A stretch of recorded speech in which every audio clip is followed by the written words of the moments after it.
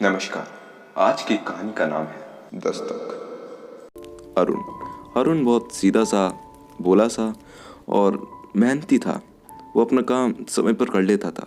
वो बहुत पंचुअल था और वो ज़्यादा किसी से बात भी नहीं करता था और उसकी ज़्यादा किसी से बनती भी नहीं थी। इस वजह से उसे अकेले रहने की आदत सी पड़ गई थी। वो अकेला रहना बहुत पसंद करने लगा था। वो कला हॉस्पिटल में एक कंपाउंडर का काम करता था और वो जहाँ पर रहता था वहाँ की मकान मालिक भी बहुत अकड़ूसी थी। इस वजह से उसे वहाँ पर रहना पसंद भी नहीं था, क्योंकि उसे छोटी छोटी बातों पर ही डांटने लग जाती थी।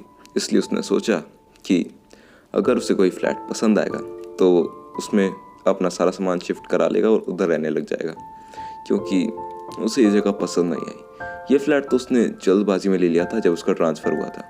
एक दिन जब वो हॉस्पिटल के लिए निकल ही रहा था तो उसने सोचा कि आज वो जंगल के रास्ते जाएगा, क्योंकि हाईवे पर बहुत ट्रैफिक रहता था और वो उस वजह से हॉस्पिटल के लिए लेट भी हो जाता था। तो आज उसने जंगल का रास्ता चुना, क्योंकि हॉस्पिटल का रास्ता दो तरफ से जाता था, एक तो हाईवे से और दूसरा जंगल से। गाड़ी स्टार्ट की और हॉस्पिटल की तरफ निकल पड़ा। जंगल की ताज़ी हवाओं का मज़ा लेते हुए वो हॉस्पिटल की तरफ जा ही रहा था कि तभी उसकी नज़र एक पुराने से फ्लैट पर पड़ी।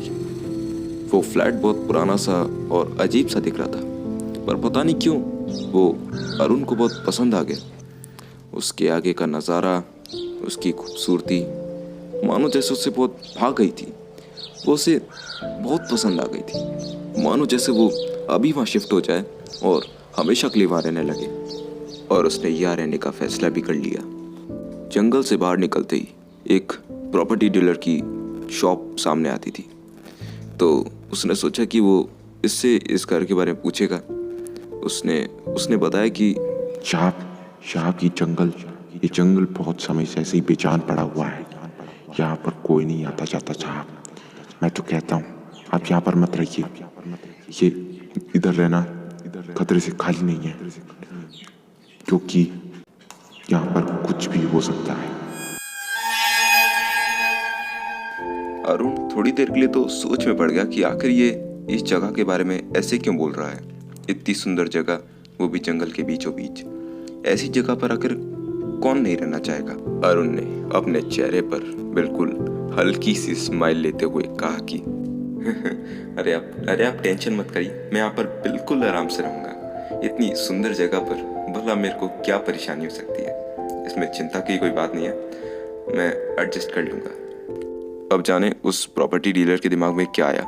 उसने अपने चेहरे पर एक अजीब सी मुस्कुराहट लेते हुए कहा कि मुझे तो बस आपको चेतावनी देनी थी साहब, मैंने दे दी, अब आगे आपकी मर्जी। अरुण उसकी ऐसी बात सुनकर थोड़ा सा डर गया था कि आखिर इसने ऐसे मुस्कुराहट देकर क्यों बोला। फिर भी उसने उसकी बातों को इग्नोर कर दिया और अगले दिन ही वहाँ पर अपना सारा सामान शिफ्ट करा लिया। आज अरुण का उस घर में पहला दिन था। सुबह उठा तो बहुत बहुत अच्छा फील कर रहा था अरुण। सुबह चिड़ियों का चहचहाने की आवाज़, साफ हवा, मानो उसे ये जगह जन्नत जैसी लग रही थी। उठकर अरुण मुंह धोने के लिए बाथरूम में गया। जैसे ही उसने नल खोला तो वो हाथ धोने के लिए पानी के पास हाथ ला ही रहा था कि तभी उसके हाथ पर एक कंकड़ आकर गिरा। वो सोचने लग गया कि आखिर नल में से कंकड़ कैसे गिर सकता है, ये पॉसिबल ही नहीं है। ये सब अरुण सोच ही रहा था कि तभी उसे किचन से ग्लास के गिरने की जोर से आवाज़ आई।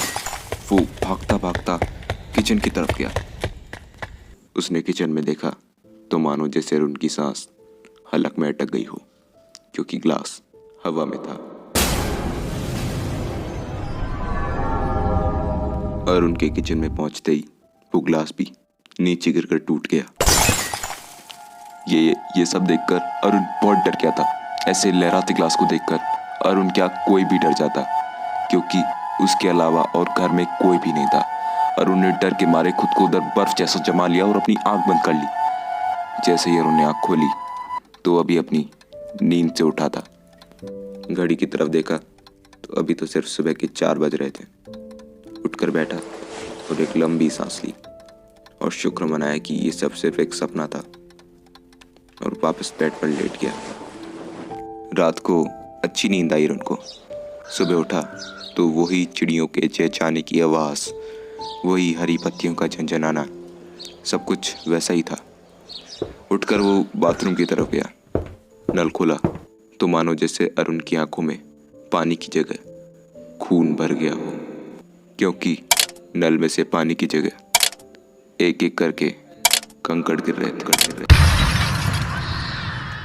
अब ऐसे में अरुण करता भी तो क्या, बस उन कंकड़ों को एक एक कर कर गिरते हुए देखता जा रहा था कि तभी अचानक ग्लास के टूटने की आवाज आई, बिल्कुल सपने की तरह। इस बार अरुण बहुत डरा हुआ था, इसलिए इस बार वो धीरे धीरे डरते डरते किचन की तरफ गया। उसने किचन में झांक कर देखा तो एक राहत भरी सांस ली, क्योंकि स्लोप पर से एक चूहा भागता हुआ जा रहा था। तो अरुण ने सोचा कि शायद उसी ने ये ग्लास गिरा दिया होगा। मानो अब जैसे अरुण उस कंकड़ वाली बात को भूल सा गया हो। अरुण ने जल्दी से अपना नाश्ता किया और ड्यूटी के लिए निकल गया। वापस लौटा तो दिन भर की थकान माथे पर चढ़ी पड़ी थी अरुण के। आज काम ज़्यादा था अरुण के पास, इसलिए पूरे बदन में थकान भरी पड़ी थी अरुण के। वो खाना तो बाहर से ही खाकर आ गया था, इसलिए वो आते ही कपड़े चेंज कर कर सोने चला गया। अरुण बिल्कुल गहरी नींद में सो रहा था, तभी उसकी नींद गेट खटखटाने की आवाज़ से टूटी।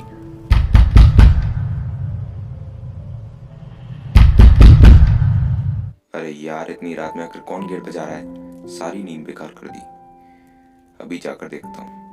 अरुण बाहर चेक करने गया कि आखिर कौन गेट को इतनी तेज तेज पीट रहा था, मगर उसे बाहर कोई भी नहीं दिखा।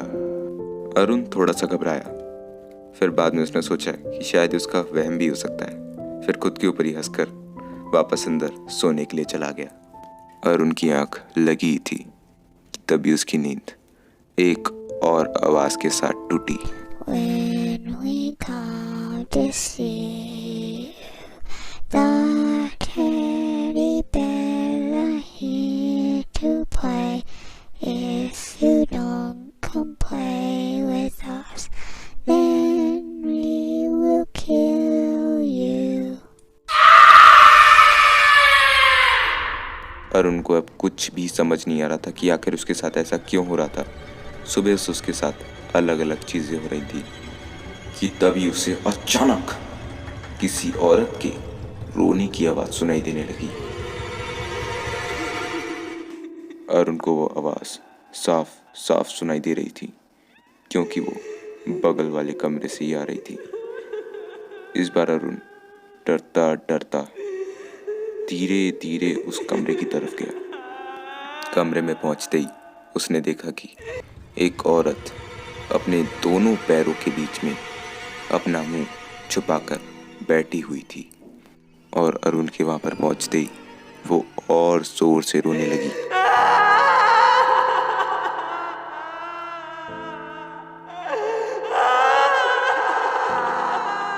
अरुण उस औरत के पास दबे पांव जा रहा था कि तभी वो औरत अरुण की तरफ रोते हुए पलटी और इतनी तेज चीखी कि मानो अरुण के कान सुन पड़ गए,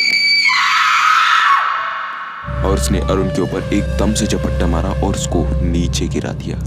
जैसे ही अरुण उठा तो उस कमरे में कोई भी नहीं था।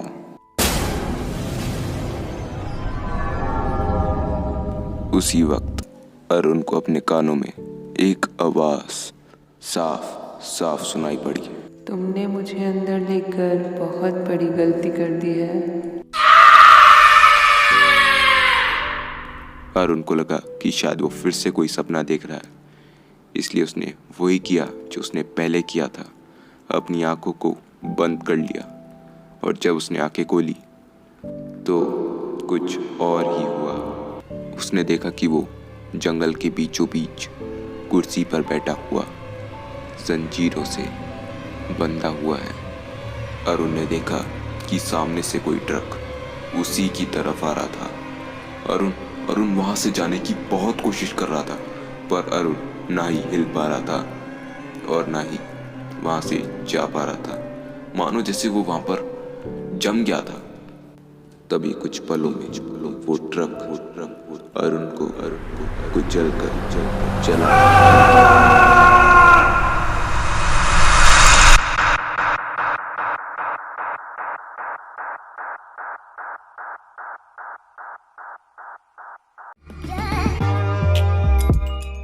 मैं हूँ श्लोक और ये थी आज की एक कहानी खौफ की।